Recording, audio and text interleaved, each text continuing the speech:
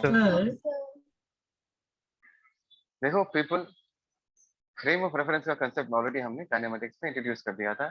सीधा सीधा आसान लैंग्वेज में, शब्द में बताया जाए, फ्रेम ऑफ रेफरेंस वो फ्रेम है जहां से हम किसी चीज को एनालाइज करते हैं।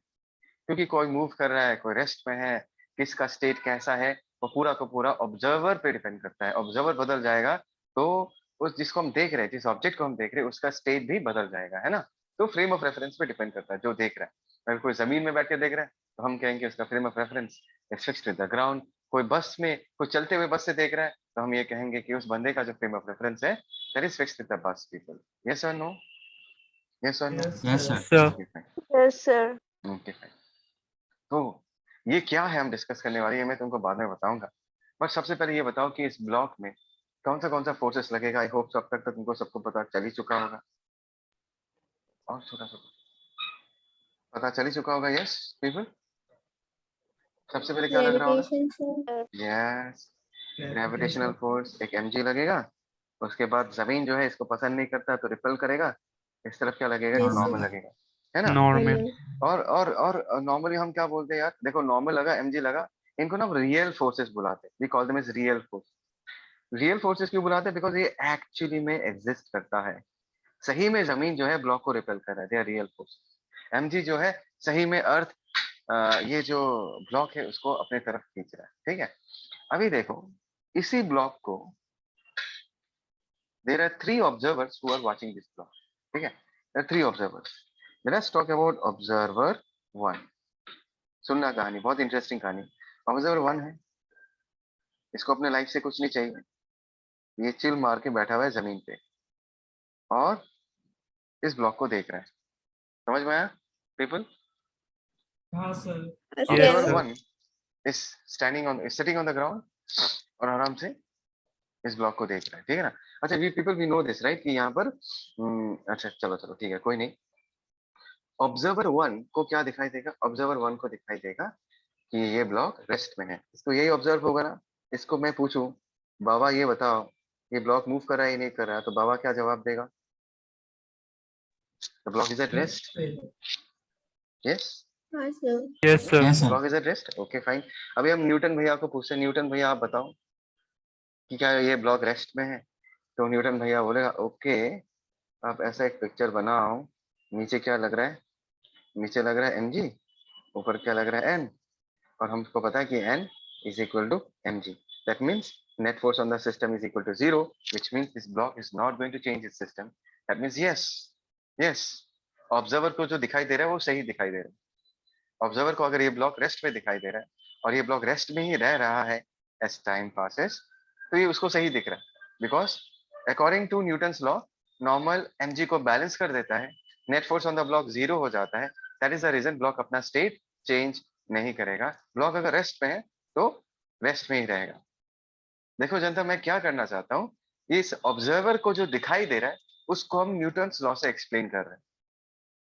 Is that clear? ऑब्जर्वर को जो दिखाई दे रहा है Yes, उसको हम sir. न्यूटन्स लॉ अप्लाई कर रहे हैं और देख रहे हैं क्या न्यूटन्स लॉ उस सिचुएशन को एक्सप्लेन कर पा रहा है या नहीं कर पा रहा है। यहाँ पर हम ऑब्जर्वर को क्या दिखाई दिया? ब्लॉक रेस्ट में है, तो हमने न्यूटन्स लॉ अप्लाई किया और ये देखा क्या ये सही में यही जवाब आता ही नहीं आता, और यही जवाब आ रहा है। ब्लॉक में नेट फोर्स 0 है, yes the block will be at rest, ठीक है। Now there is one more observer, ध्यान से देखना, ऑब्जर्वर 2। और अभी ये जो ऑब्जर्वर है, लेट अस से this observer standing on a moving platform. ये एक प्लेटफॉर्म है जो कि मूव कर रहा है with a constant velocity. Is it clear people? ये जो ऑब्जर्वर है ये एक Yes, ऐसे sir. प्लेटफॉर्म है जो कि कांस्टेंट वर्ड पे ध्यान देना रे, कांस्टेंट वेलोसिटी से ट्रैवल कर रहा है, ठीक है। अभी अगर मैं इस ऑब्जर्वर को पूछूं, भैया आप ये बताओ कि आपको क्या दिखाई दे रहा है? What about this block? आपको ये ब्लॉक कैसा दिखाई दे रहा है? तो ये ऑब्जर्वर क्या बोलेगा? ये बोलेगा भैया देखो Moving. मैं तो रेस्ट में हूँ, लेकिन ये ब्लॉक जो है, this block is travelling towards left with a constant velocity भी। मुझे तो ये दिखाई दे रहा है। तुम लोग बोलो, क्या तुम ऑब्जर्वर Yes, 2 sir. होते तो तुमको यही दिखाई देता ना? Yes, यही sir. दिखाई देता ना? Yes, Yes, sir. sir. Yes, sir. बढ़िया है। तो ऑब्जर्वर 2 को दिख रहा है कि ब्लॉक जो v वेलोसिटी से लेफ्ट की तरफ ट्रैवल कर रहा है। अभी हम यही चीज को न्यूटन्स लॉ से एक्सप्लेन होता है या नहीं होता, वो देखेंगे can we explain this with Newton's law. तो न्यूटन्स लॉ क्या बोलता है जनता?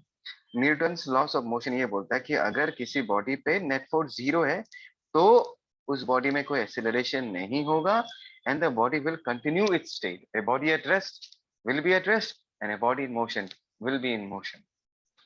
Is that clear people? समझ में आया? तो न्यूटन को Yes, मैंने sir. पूछा, न्यूटन बोलेगा Yes, देखो भाई sir. यहाँ नॉर्मल लग रहा है, यहाँ पर mg लग रहा है, that means n in this case n is equal to mg, that means block पे नेट फोर्स क्या है? ब्लॉक पे नेट फोर्स 0 है, व्हिच मींस इस ब्लॉक का वेलोसिटी टाइम के साथ चेंज नहीं होगा। That means this block will, अगर ये रेस्ट में होता तो रेस्ट में ही रहता, क्योंकि पहला केस था।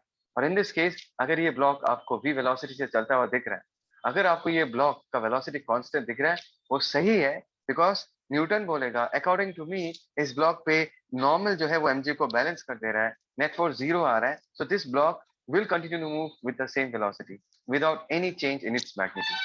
So Newton's law इस frame of reference में भी valid बैठ रहा है। बोलो ये समझ में आया नहीं आया? Did you understand Yes, it? sir. पक्का? Yes, sir. बोलो तो इस frame of reference में न्यूटन लॉ ने Yes, क्या sir. बोला? इस frame of reference में न्यूटन ने बोला भाई मैं तो बोल ही रहा हूँ नेट फोर्स 0 है, अगर नेट फोर्स 0 है तो इस ब्लॉक का वेलोसिटी टाइम के साथ चेंज नहीं होगा, और ये ऑब्जर्वर है उसको यही दिखाई दे रहा है, तो बढ़िया है। समझ में आया? Is that clear? Yes, sir. Yes, sir. अभी आएगा हमारा तीसरा observer, that is 3। This observer जनता ध्यान देना पीपल, कॉपी एंड पेस्ट। अभी ये जो ऑब्जर्वर है जनता, ये जो है ये राइट की तरफ ट्रैवल कर रहा है with an acceleration of a। अभी लोचा होने वाला है। ऑब्जर्वर 3 जो है वो एक ऐसे कार पे है जो कि राइट की तरफ ट्रैवल कर रहा है with an acceleration of a, which means observer 3 का जो फ्रेम ऑफ रेफरेंस है it is an accelerated frame of reference.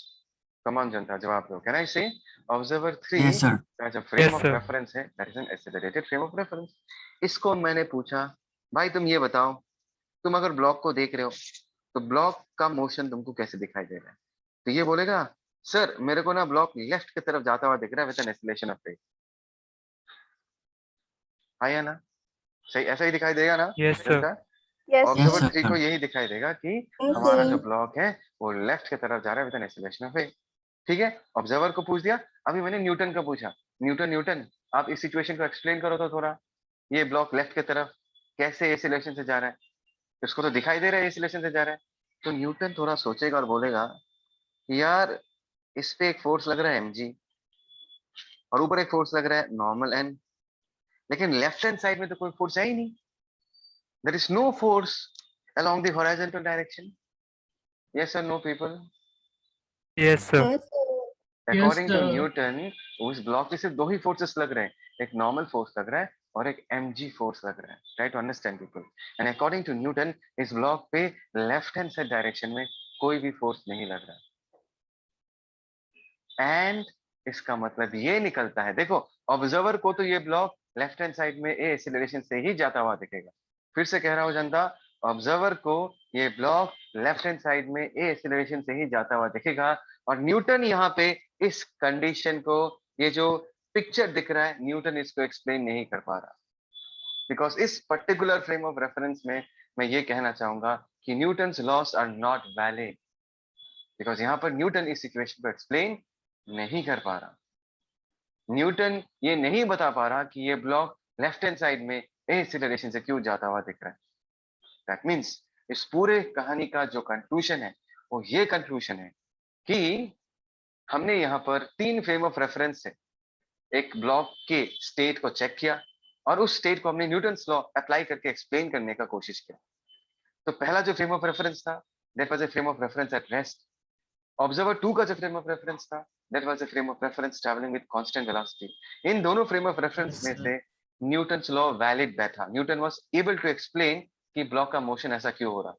लेकिन जो थर्ड फ्रेम ऑफ रेफरेंस है that is an accelerated frame of reference, इस फ्रेम ऑफ रेफरेंस से अगर तुम क्वेश्चन सॉल्व करने का कोशिश करोगे, क्या बोला मैंने, अगर तुम एक एक्सीलरेटेड फ्रेम ऑफ रेफरेंस से तुम क्वेश्चन को सॉल्व करने का कोशिश करोगे तो ऐसे फ्रेम ऑफ रेफरेंस पे तुम न्यूटन्स लॉ अप्लाई नहीं कर पाओगे।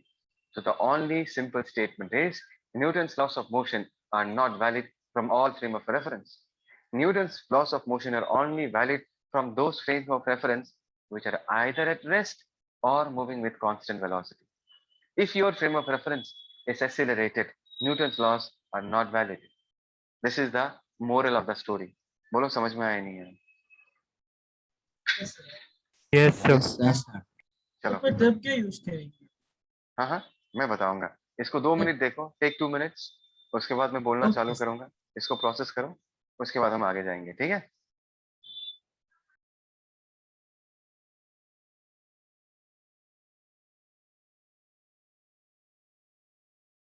ओके पीपल, मैं तुमको ना और एक एग्जांपल देता हूँ जिसमें तुमको और फील आए. ठीक है? चालू करें. Yes, sir. Yes, sir. तो लेट अस से कि एक लेफ्ट है और लेफ्ट में एक रस्सी हैंग्ड है और इसके साथ एक बॉल हैंग कर रहा है एम मास. ठीक है? There is a ball hanging from the roof of mass M and this lift is moving up. Let us say with an acceleration of A. Acceleration से ये लिफ्ट ऊपर जा रहा है. जनता समझ में आया कंडीशन क्या है? हाँ सर. Yes, sir. Sir. अभी इस पिक्चर में देयर आर 2 ऑब्जर्वर्स. 2 ऑब्जर्वर. एक ऑब्जर्वर लिफ्ट के अंदर है. लिफ्ट के अंदर बैठ के इस बॉब को देख रहा है. दिस इज लेट अस से observer. This is one of the observer. दूसरा ऑब्जर्वर जो है वो ग्राउंड में बैठा हुआ है. ग्राउंड में बैठ के एक मिनट चिल कर रहा है और उसी बॉब को देख रहा है. So we have got 2 observers. Is it clear people? This is observer 1 and this is observer 2. Hello people. Yes, Yes, sir. sir. Yes Okay. sir. हाँ ओके सर. फाइन. अभी देखो, अभी ना तुम ना अपने आप को ऑब्जर्वर बनाओगे और उसके आंखों से देखोगे और उसको जो दिखाई देगा वो तुम बताओगे. ठीक है?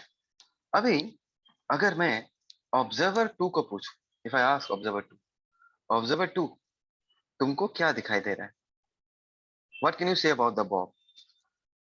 तो ऑब्जर्वर 2 बॉब के स्टेट के बारे में क्या कमेंट करेगा? ऑब्जर्वर 2 की ये बॉब रेस्ट में दिखाई देगा या मूव करता हुआ दिखाई देगा? I am talking about the Rest observer में. Who standing inside the lift. बोलो ना. Rest. रेस्ट में Rest दिखाई में. देगा. Rest exactly. Rest में, sir. Yes exactly. ऑब्जर्वर 2 को अगर मैं पूछूं, ये बोलेगा सर देखो ये बॉब जो है वो रेस्ट में है. तो मैंने बोला ओके ठीक है, तुमको तो मैंने न्यूटन लॉ ऑफ मोशन पढ़ा है, 3 दिन से पढ़ा रहा हूँ, अप्लाई करो न्यूटन लॉ. तो ये ऑब्जर्वर 2 क्या बोलेगा? सर आपने सिखाया था कि आप सबसे पहले ग्रेविटेशनल फोर्स शो करो, मैंने mg दिखा दिया. तो रस्सी का कांटेक्ट है, रस्सी हमेशा अट्रैक्ट करता है तो टेंशन T लगा दिया और मेरे अकॉर्डिंग ये बॉब तो मूव कर नहीं रहा, तो टेंशन का वैल्यू mg के बराबर होना चाहिए. So tension is equal to mg. ये this is the conclusion of observer 2. क्या सबको समझ में आया? क्या सबको समझ हाँ में आया? सर. Yes, sir.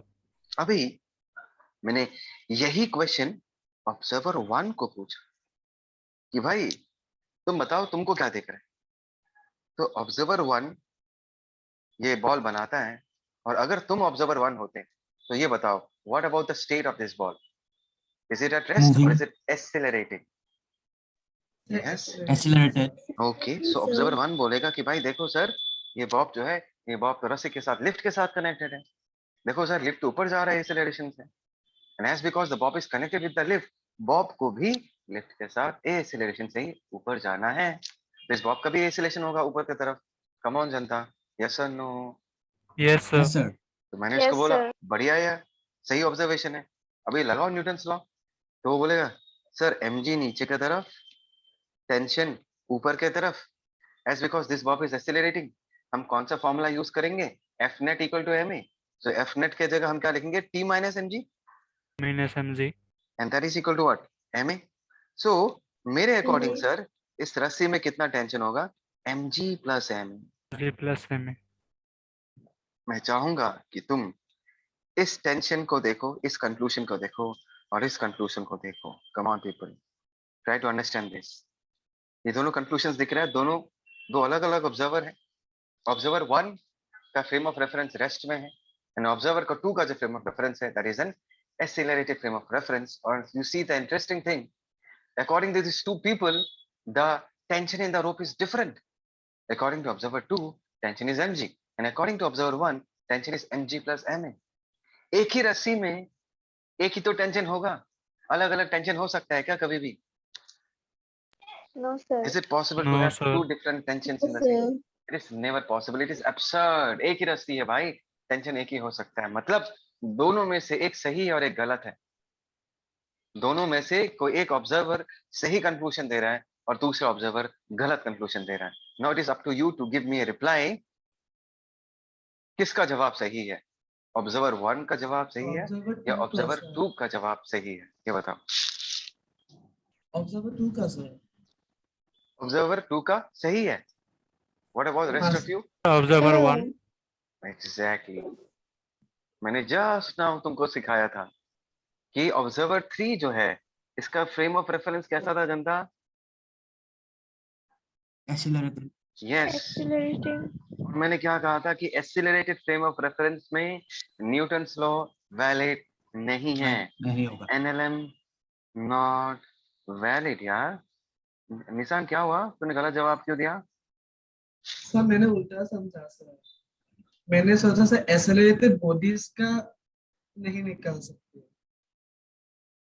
नहीं यार, आई एम टॉकिंग, ये पूरा कहानी फ्रेम ऑफ रेफरेंस को लेके है कि कौन कहां हाँ से देख सर, रहा है। ये पूरा अब कहानी clear जो हो गया है, सर। फिर से और एक बार, पीपल एवरीवन, सबको समझ में आया, ये पूरा कहानी ऑब्जर्वर पे बेस्ड है। ये जो कहानी बता रहा हूँ ये ऑब्जर्वर पे बेस्ड है। अलग अलग ऑब्जर्वर या Yes, sir. Frame of reference पे बेस्ड है। फ्रेम ऑफ रेफरेंस के अकॉर्डिंग तुमको जवाब मिल रहा है। तो हमने ये देखा, मैं तुमको जो अभी स्क्रीन में दिख रहा है, ये मेरा सबसे पहला एग्जांपल था। यहाँ पर मैंने तुमको बहुत बढ़िया से समझाया था कि अगर तुम्हारा फ्रेम ऑफ रेफरेंस रेस्ट में है या कांस्टेंट वेलोसिटी से ट्रैवल करता है तभी जाके एनएलएम वैलिड है। अगर तुम्हारा फ्रेम ऑफ रेफरेंस तुम जहां से बैठ के इस प्रॉब्लम को सॉल्व कर रहे हो या फिर इस problem accelerated frame of reference, तो एनएलएम अप्लाई नहीं कर सकते। यहाँ पर तुमको जो ये लिफ्ट दिख रहा है जनता, इस लिफ्ट में जो ऑब्जर्वर 2 है वो लिफ्ट के अंदर है भाई, और लिफ्ट एक्सेलरेट कर रहा है, सर व्हिच मींस ये ऑब्जर्वर 2 जो है ये भी एक्सेलरेट कर रहा है। दैट मींस ऑब्जर्वर 2 के फ्रेम ऑफ रेफरेंस से हम एनएलएम अप्लाई नहीं कर सकते। NLM is not applicable from the frame of reference of observer 2, because इसका फ्रेम ऑफ रेफरेंस क्या है? इसका फ्रेम ऑफ रेफरेंस है एक्सीलरेटेड फ्रेम ऑफ रेफरेंस। कुछ आवाज दो जनता, समझ में आ रहा ही नहीं आ रहा? हाँ सर, हाँ sir. Yes, Yes, sir. Yes, sir. इसका accelerated frame of reference NLM not valid. So ये जवाब गलत है। टेंशन का वैल्यू mg नहीं हो सकता। समझ में आया? किसका जवाब सही है? ऑब्जर्वर 1 का जवाब सही है।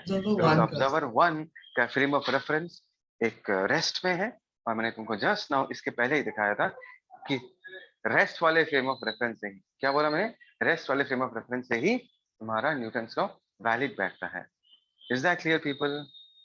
बोलो ना। Yes, Yes, sir. sir. Yes, sir. Okay okay, that's great people. तो आज का क्लास हम यहीं कंक्लूड करेंगे। मेरा डिलीवरी का टाइम आ चुका है, so I will conclude the class today here. और ओके सर। Sir, slides.